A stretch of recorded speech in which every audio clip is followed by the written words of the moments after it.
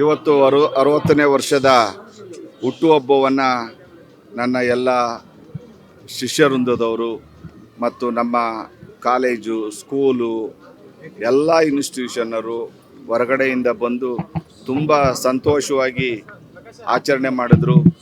ಅವ್ರ ಸಂತೋಷನೇ ನನ್ನ ಸಂತೋಷ. ಅದರೊಳಗೂ ಮಾಧ್ಯಮ ಪ್ರತಿನಿಧಿಗಳಾಗಿರ್ಬೋದು, ಮಾಧ್ಯಮ ಆ್ಯಂಕರ್ಸ್ ಏನಿದ್ದಾರೆ, ಆ್ಯಂಕರ್ಸು ತುಂಬ ಕೋಆಪರೇಟಿವ್ ಮಾಡಿದ್ದಾರೆ. ಯಾಕೆಂದರೆ ಅವರು ಹಗಲು ರಾತ್ರಿ ಇಲ್ಲೇ ಇದ್ದುಕೊಂಡು ಎಲ್ಲರನ್ನೂ ಸಂತೋಷಪಡಿಸಿ ಎಲ್ಲರ ಜೊತೆನೂ ಬೈಟ್ಸ್ ತಗೊಂಡು ಮಾಡೋದು ಅಷ್ಟು ಸುಲಭ ಅಲ್ಲ.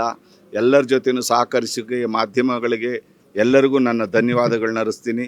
ನನ್ನ ಇದಕ್ಕೋಸ್ಕರ ನಮ್ಮ ಶ್ಯಾಮ್ ಟ್ರಾವೆಲ್ಸ್ ಏನಿದೆ ಅವ್ರ ಮಾಲೀಕರು ಪ್ರತಿಯೊಬ್ಬರಿಗೂ ಅನ್ನದಾನ ಕೊಟ್ಟಿದ್ದಾರೆ.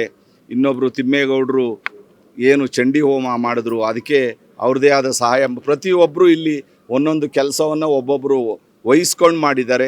ಯಾವುದೇ ಹಣಕಾಸು ಮಠದಿಂದ ಆಗಲಿ ಸ್ಕೂಲ್ನಿಂದ ಆಗಲಿ ನಾನು ಉಪಯೋಗ ಮಾಡಿಲ್ಲ.